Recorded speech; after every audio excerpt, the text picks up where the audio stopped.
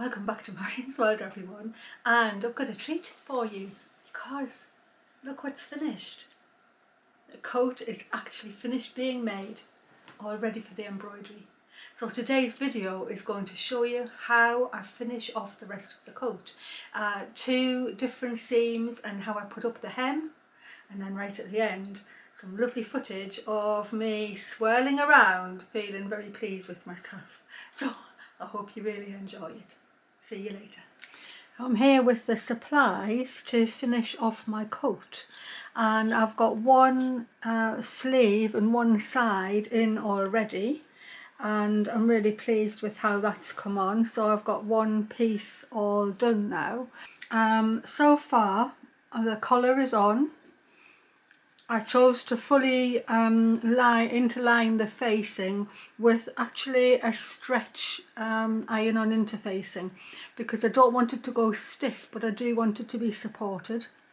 And the collar has all been understitched and the facing is understitched, and most of the collar was put on with backstitch because it's a different sort of an area to stitch.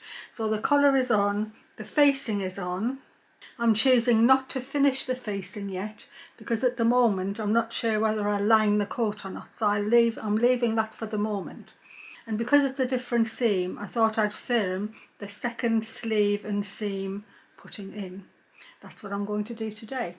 And so I've got my clips, I've got my sewing needle, my ham, scissors, thread and thimble, and my sewing gauge. And also what I'm going to be using are these bias strips of Tana lawn that I've cut out of a thrifted waistcoat that somebody gave me a long time ago. They didn't give me the whole waistcoat, just the lining, because they thought I could do something with it, and I've never done anything with it. And so I've cut some bias strips, because what I'm going to do first is set in the second sleeve, and because of the thickness of the linen I can't do that in either a French or a flat felt seam, so I'm going to do a bound seam, and so I'm going to get set up for that now. So the first thing to do is I've got my sleeve here, and I'm going to match up the middle of the sleeve with the shoulder line, and I'm going to clip them together. I am quite enjoying using these clips after all. So I'll clip them together. There is ease, but there are no actual gathers in this sleeve, and so I just need to make sure that I'm getting the underarms together, and I will match up without pulling. Both the armhole and the sleeve have been stay stitched with running stitch, so that I won't stretch them out as I'm handling everything. So I'll just clip these on here like this for the moment.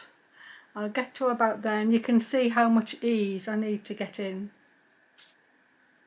And I want the ease to be in the head of the sleeve. So I now have the sleeve pinned into the armhole with my little bit of ease, which you can see there. And I'm going to bind it with this bit of Tana lawn. And I'm not pressing it into a bias binding. I don't need to press it because it's not being worked on a machine. So what I am going to do is I'm going to just line it up with the edge of my coat. So I've got my bias binding clipped on, but I've just got it about a 1/4 of an inch in from the edge of the armhole, and I'm actually stitching on the seam line, and I've used my seam gauge to make sure that I'm taking the right amount of seam, and it actually is around about the size of the clips, so that's going to help me keep straight. And I've only clipped it in up until I need to do the ease. So one thing differently from machine sewing a sleeve in, if you had this amount of ease to go, would be you'd probably sew it on the machine with the sleeve down and the coat up, and the machine would help to ease the sleeve into the armhole. But because I'm hand sewing, I need to do it the other way around, and I'll explain that as I come to it. But at the moment I'm set up and I've just started off my seam, and I'm going to use the hem in exactly the same way. I've got started, I'm going to pin in, and then I'm ready. And because this is an armhole and not just a long seam, I'm going to do backstitch. That was partly why I was filming another video, because I wanted to show the other seams that I do when I'm hand stitching. So an armhole definitely needs a strength seam, and so backstitch is the strongest seam, and that's what I'm going to do. I'll bring you in a little. I'm always worried about the focus. I'm not very good at filming really. So the backstitch, I'm going to go back to the stitch previous and hop forward by the same amount that I've gone back. So the thread should be coming up in the middle of the little piece of fabric that you've got on your needle, and as long as you've done that, you'll be making a proper backstitch. And so it's just the same. I'm letting my thimble push forward, I'm going back every time, and I'm going to do this backstitch because I want the armhole seam to be strong. And I'm still holding the fabric flat. I did have a comment about somebody saying they thought I was still holding it over my finger, and you'll see why I definitely am not holding it over my finger. I am holding it because I need to hold on, but where I'm sewing is where I'm still holding the fabric on the flat, so it doesn't do any slipping at all.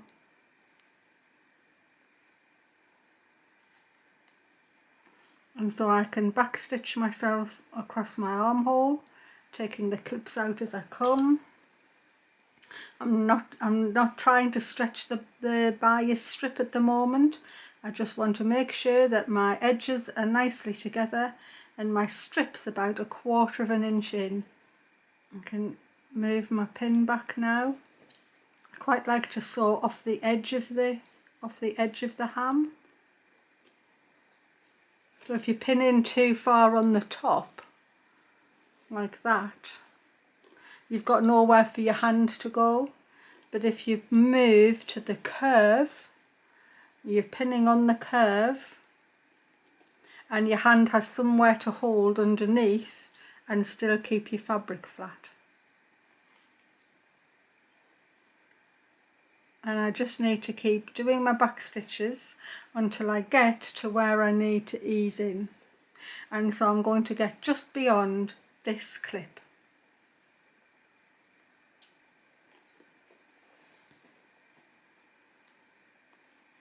So I've got to the point where I need to start easing the sleeve in.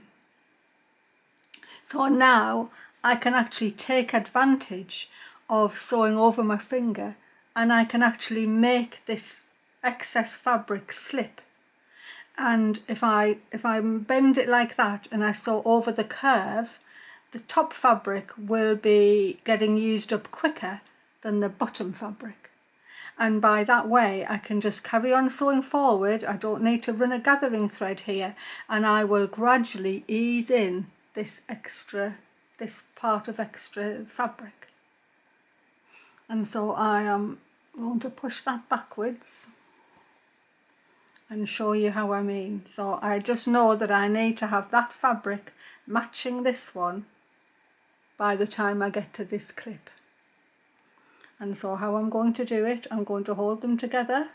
I'm not going to purposely make a tuck or anything like that. I'm just going to hold them straight, match the edges like normal, put my bias binding in like normal, but now I'm going to bend over my finger, and that will make the top fabric slip. The lawn will a little bit as well, but it's not so important because it's so fine. So I'm sewing over the bend of my finger on purpose.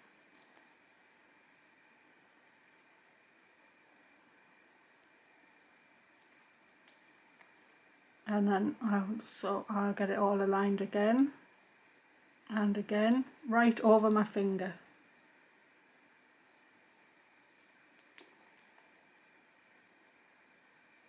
I'm still actually pinned into the ham. It's not so important because I'm purposely letting the fabric slip to take up the excess and easing the sleeve in. Now I'm coming to the end of my thread. I'm going to just do 3 back stitches to tie off and rethread, and I'll be back with the next little bit.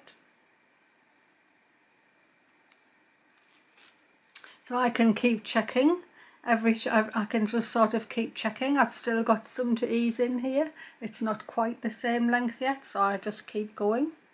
Get it together, move back a bit.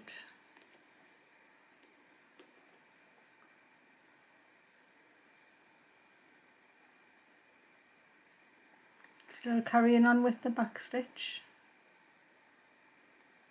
Do a little bit flat. I don't have much left to ease in. And now I'm going to put it over my finger again. So together, my binding over my finger. You think it's not going to slip, but I'll be proving that it has slipped.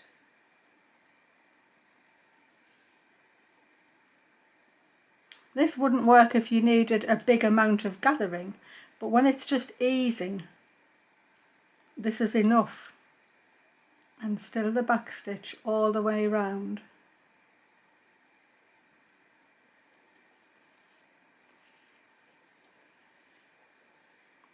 Almost there. Still a little bit to go, but that's fine. I'm coming up to the centre. You can see how much I've got to get in, not very much now.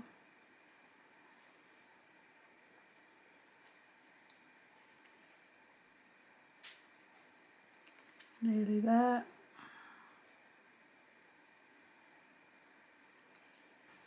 Right to that clip. I'm just going to do a little double back stitch here because I've got a few thicknesses of material to get through here, because there's also the facing that comes into the armhole from the front. So I'll just check that. Maybe you can see from the bias binding that it's sort of a little bit gathered up. There's more of it there than there is where I was doing it straight. That's just nice and flat, and here it is where I've had it over my finger. That's the excess that I've managed to ease in without doing any gathers at all, and so that's the same amount to ease in again. So I've got that much to ease in to this amount, and then carry on back down the armhole. So I'm going to get that done, and then I'll come back when I'm doing the rest of it. So that would have been flat to where the notches are, and I'm easing in between the notches. Except I didn't mark the notches, I'm just doing it by eye. I've got the sleeves set in now. I had to use an extra piece of bias, which I'll just seam as I go. But I have got all of that sleeve head eased in, and I can show you it from the right side. There aren't any gathers or anything like that. It's just nicely eased in right round the sleeve head, and that was by utilising the slippage of going round my finger. That's all that was. So now to bind this seam, to very carefully cut the seam back, because I don't want that thickness in the armhole.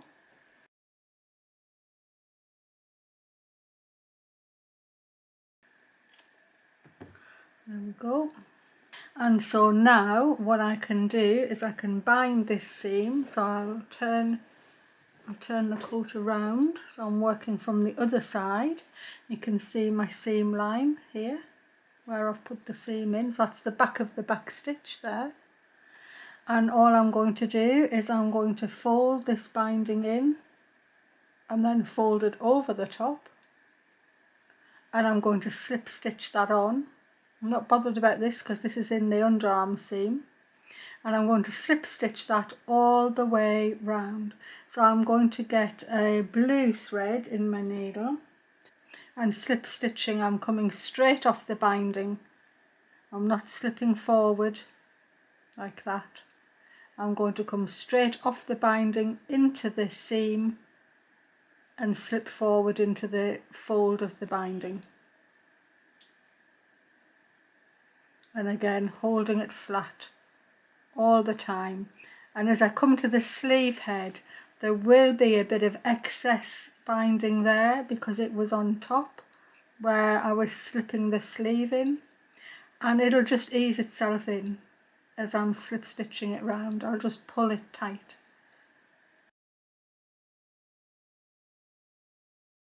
I've finished binding the armhole seam, and that'll press out really nicely. And in hindsight, maybe I should have done the binding separately like I did on the pockets, because that's really smooth. But that seam was the one that I blanket stitched originally, and then I've bound it separately. And I suppose I could have done that with the armhole, but the tarn alone seemed fine enough that I thought it would be fine, and it is fine. It's just going to press out at the end. So the last seam that I need to do is the big seam that goes from the wrist right down past the armhole to the hem, and I'm going to do that as a French seam. I've already actually done the one down to the hem, and I've only left this one left to do. A French seam is done with wrong sides together, so I've got the right side of the coat on the outside at the moment, and just the rest just gets piled up at the minute. And as long as I smooth out the pieces of work that I'm going to do, that's all I need to do, and I'll clip it together. I don't need a huge amount, and I have actually trimmed the arms down just a little bit, because when I tried it on I just felt they were a little bit wide for me. So I've tapered it from the armhole to about, well, you can see where, maybe you can see where I finished. So that bit's the original pattern, and from there down to the cuff I've tapered off an inch in width, and I've taken half an inch, sorry, and I've taken an inch off the length as well. So I'm clipped in, as I say, that's wrong sides together, so I'm all on the correct side of the coat, and I'm going to do my first pass with a seam. And so French seam is twice up the same seam. So the first pass I'm still going to do the running back stitch, because this is not a strength seam. I'll do back stitch at the armhole itself, and I'm pressing my bound seam towards the sleeve, and I'm going to do just about a 1/4 of an inch seam, because on a French seam you're not sewing on the seam line. The seam line's the second seam that you do,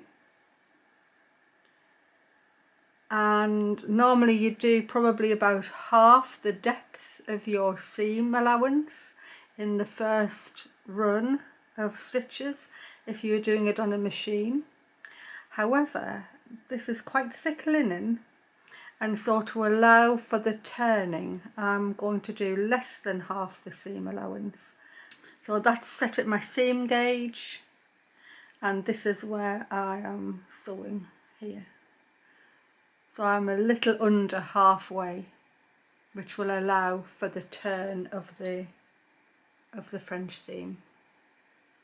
And so at the armhole I am still going to do a back stitch, because I don't want anything as you're pulling the coat on and off. I want that to be strong. And at the going down the coat body I've done exactly the same thing. I've back stitched for about 3 or 4 inches going down the seam before I transitioned to the running back stitch. And so now there I am set up for the running back stitch yet again. So I'll go right down this seam to the cuff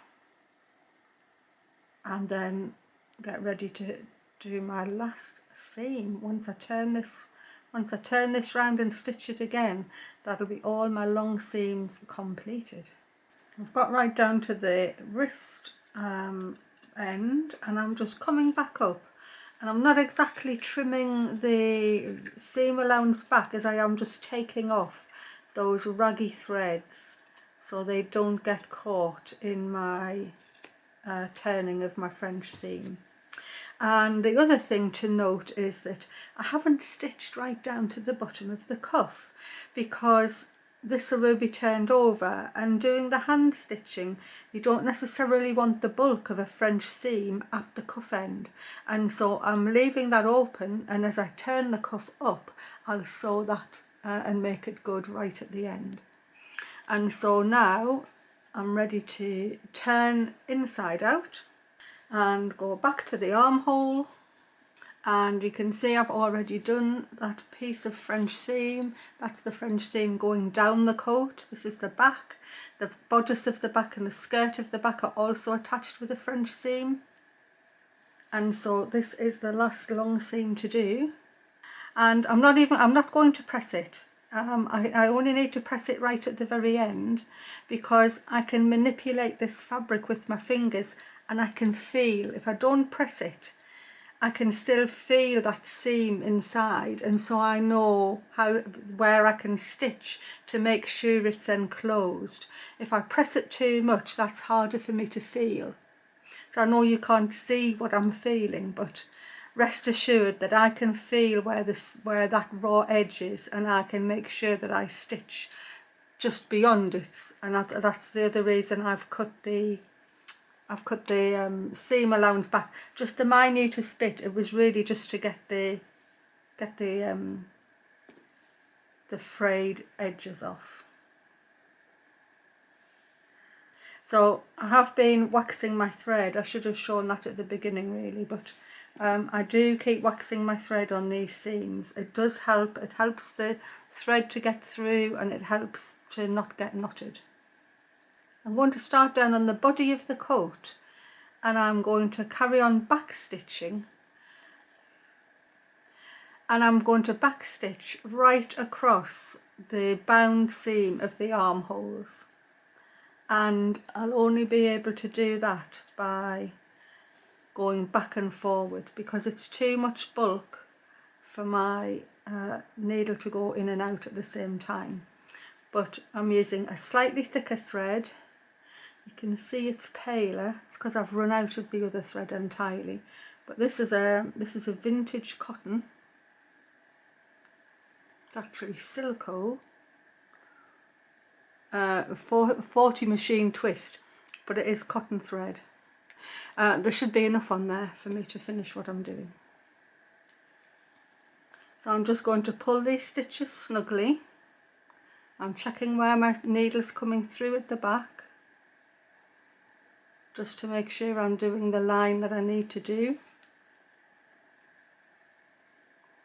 Back stitching all the way, because I need this underarm seam to be secure.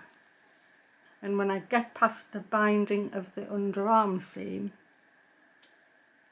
I can put it back on the pin like that. I'll carry on back stitching, and hopefully this should be round about the seam allowance anyway. So I'll back stitch down for about 3 inches. And make sure the seam is really opened up there, and then I get so far down and I'll transition to the running back stitch instead. I'll do that when I move upwards. I'll pull the seam out in front of me, get a nice long length ready,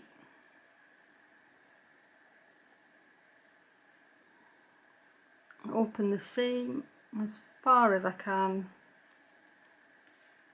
and there I'm going. And I'll go right down to where I've stopped for the cuff.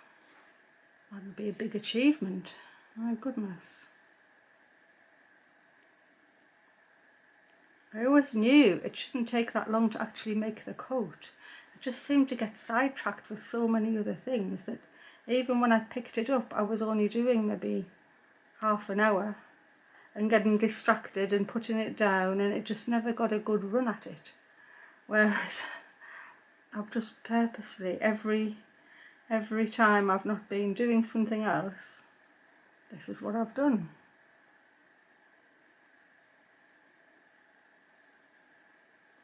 So that's the sleeve seam done, and I've just left the bottom open ready to turn up when I try it on and find the length. But other than that, all these big seams are done now. So next job is to give it a good press. I'll press the sleeves up and I'll press the hem up. Now I'm set up for pressing. I've got my iron on steam. I'm pressing from the inside, and maybe I'll use my pressing cloth just to protect it. I'm going to use plenty steam and press out all of these seams. I've already pressed the collar out.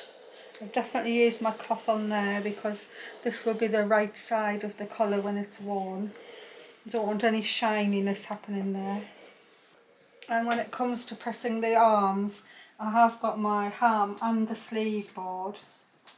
So I might use the sleeve board for the sleeve, but the ham will be useful for pressing out the princess seam over the bust.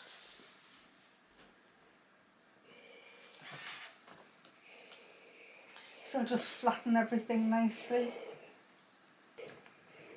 And so when I say I'm pressing, I am actually pressing, not ironing. That's ironing. I don't want to do that. Pressing is more like you're using the weight of the iron and your steam to press things out. Oh, look at that, it's looking nice.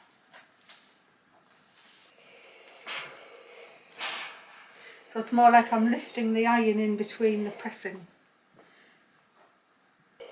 It's been a really nice pattern to make.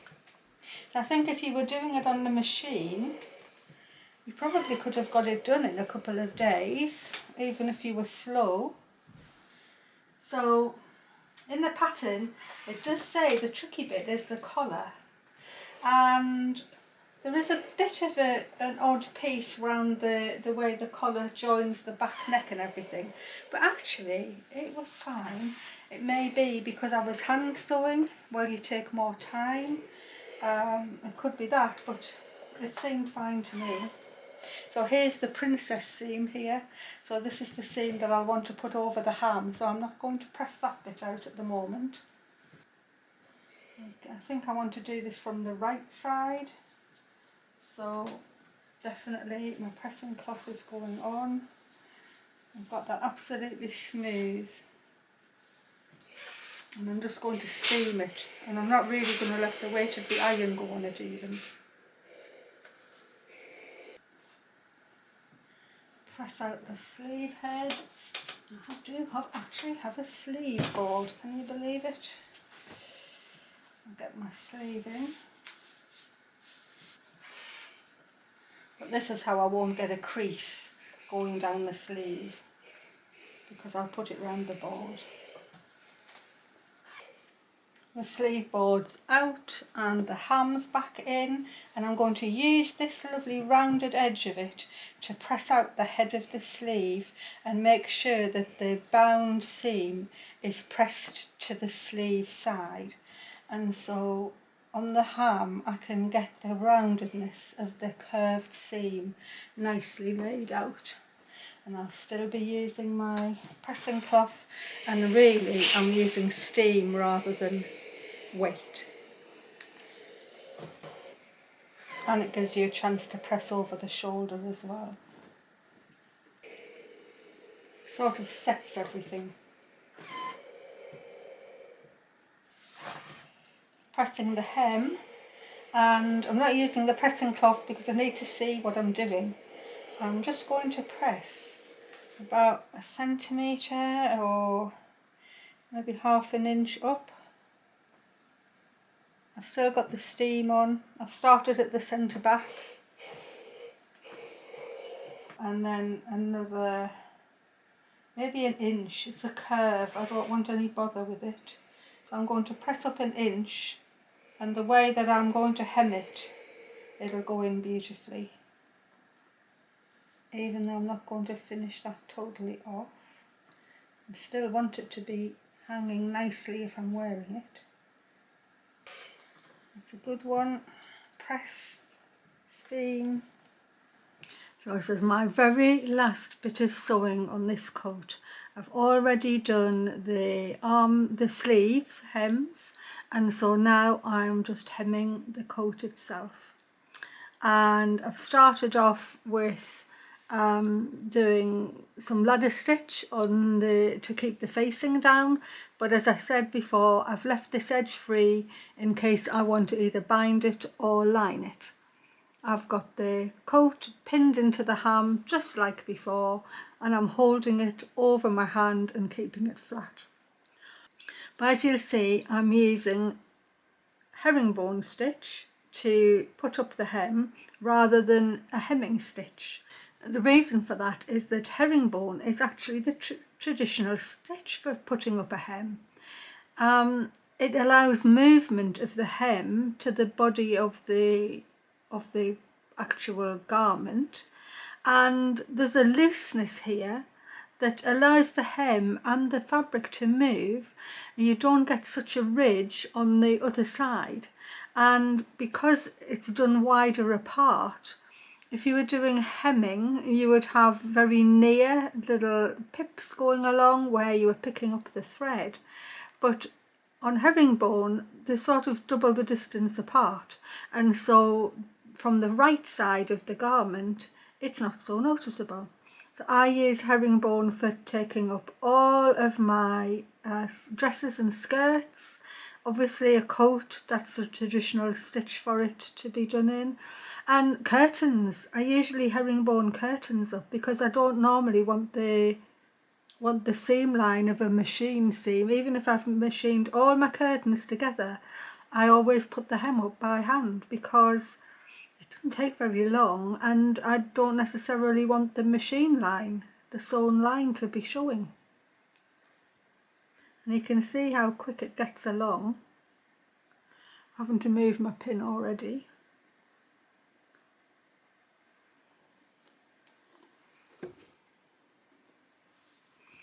And so I'll bring you down to show you just exactly how I'm working it.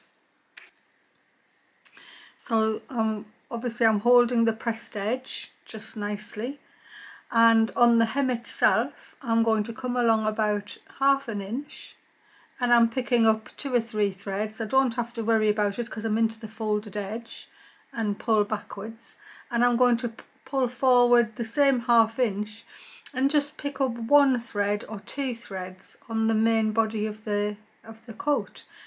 If this was something really fine, I'd make sure that it was just 1 thread on my needle, but because this is more of a heavyweight linen, I'm just going to pick up 1 or 2 as the needle does it, and then even though my needle's pointed backwards, I end up working forwards. And I try to keep both sides of the stitch even, so there's the same distance between each part of it. And I'm not trying necessarily to go down right adjacent to the fold of the hem. I make sure that I'm about 1/8 of an inch away, and that all of that allows for the hem to have movement, which just means that your hem lies in better. Just going to finish off into that flat felled seam. Put my needle down. So you can see just how that holds in. And from the front, You can't really see much. You can see a bit of a ridge there. And so once I've gone all the way around here, this is my hem. I'll time myself and I'll tell you how long it takes to get right round the bottom. So I've got about 1, 2, 3, 4, 5, 6, 7, 7.5 feet left to do. And it is now 13 minutes past 2 in the afternoon, and I'll come back to you when I've finished it and I'm putting my last stitch in. So we'll see how long it takes. 2:13. Well, I'm on the very last bit. I'm just got to hem stitch this facing in and I'll have finished the coat. Well, I've finished making the coat, then the embroidery's to start, but I can't believe I've actually finished making it. It's been over a year waiting to get finished, and you all voted for it, and here I am putting the last stitching into the hem, and I'll be able to show you what it looks like. It's very exciting. Oh, and I'll see what time it is when I put this last stitch in. I've never actually timed myself putting up a hem before, but that was 7.5 feet of hem. That's all been herringboned beautifully in. Just take my thimble off. And the last little overcast. And a snip. And I look at the time. 2:40. So that makes it 27 minutes. Well, less than half an hour.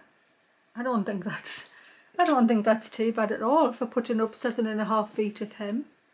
And I haven't altered my stitches. What did probably make it easy, but it's what I do all the time anyway, is I was using extra long lengths of thread, so I didn't have to thread up all the time. So I was probably using about 2.5 feet of thread each time, and every time I waxed it too, which meant that that long length didn't crumple up in the needle as it's being pulled through. So I'm going to give it one last press and I'll try it on and show you. The coat's finished and I couldn't be happier with it. I'm pleased I didn't take any length off. It's got a lovely swoop to it. The pockets are nice, it's got a good weight. So I'm still not decided on whether I'll line it, so the facings are still undone, but the next job is start the embroidery. So I hope you'll keep tuning in to see what I do with the embroidery on it. I'll give you a look at the sleeves and the revere and the lovely pockets. All in all, a successful make. So that's all for me from Marion's World for this week. I hope if you've liked that, you're going to press the like button or subscribe if you want to see what else happens with this lovely coat. It's going to get embroidery, so you're going to want to tune in on that, I know you are. So in the meantime, I'm just going to say bye, thanks for watching, and I'll look forward to when you're visiting me next time at Marion's World. Bye everyone, thank you.